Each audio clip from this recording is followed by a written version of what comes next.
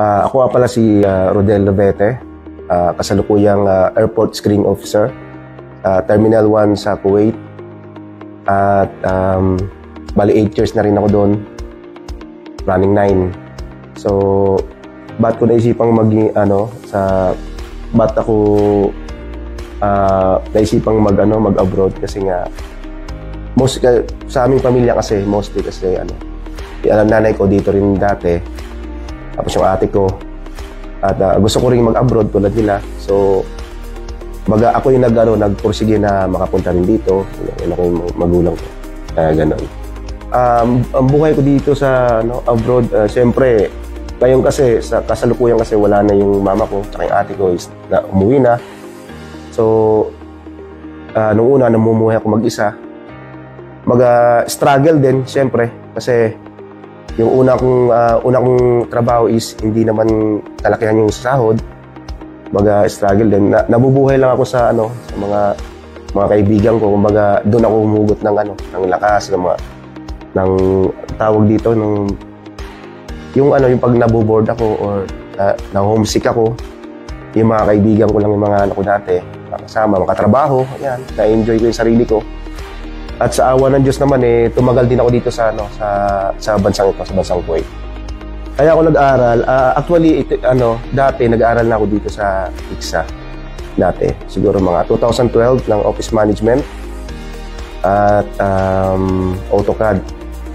So, habang tumatagal kasi ito kasing course na ito, yung kinuha ko as graphic designer, ito talaga hilig ko.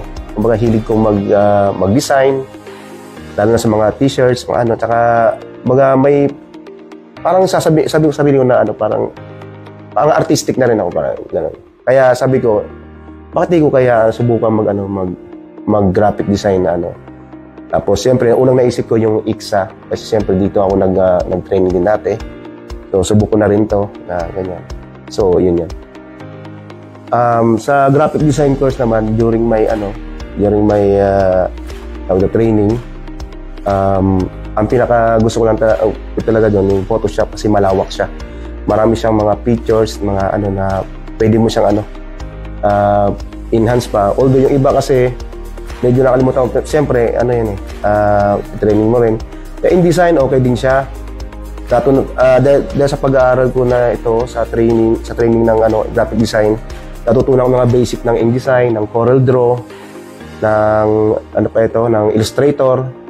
So, nakita ko, siguro i-enhance ko na lang din. I-enhance ko na lang na siguro magsa-self-train din muna ako sa bahay. Kasi, ito yung, ito talaga yung pinakahilig ko, larangan. Ito ako, artist ako. Kasi sa grupo kasi namin, sa organization namin, ako minsan kadalasang gumagawa ng ng mga designs ng t-shirts. Dati ang ginagawa ko is simple lang. So ngayon, kung nakapag-aaral ako ng dito sa graphic design, so nagagawa ko na yung gusto ko. Na ito ngayon, yung lalo sa resolutions, lahat mga saka yung mga ang tawag dito, sa mga design na na medyo complicated. So okay naman. Ang payo ko sa mga kababayan natin dito na nasa Kuwait, habang may mag-aaral po tayo dito, lalo dito sa ICSA, recommended ko talaga to.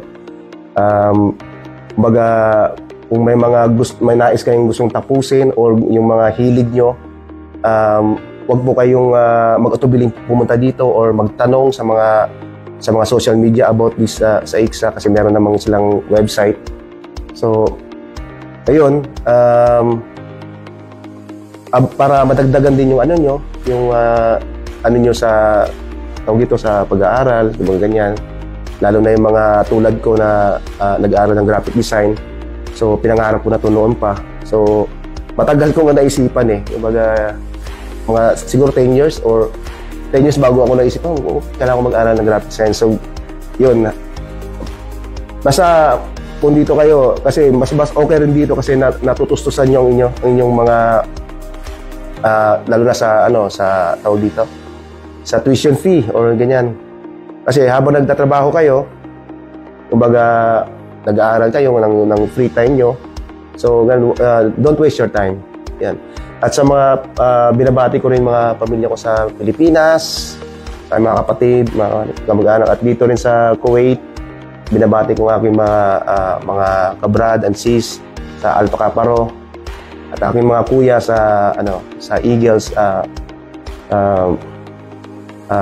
Fraternal Order of Eagles, Philippine Eagles, yan, Arabian Gulf Region 1, mabuhay kayo mga kuya.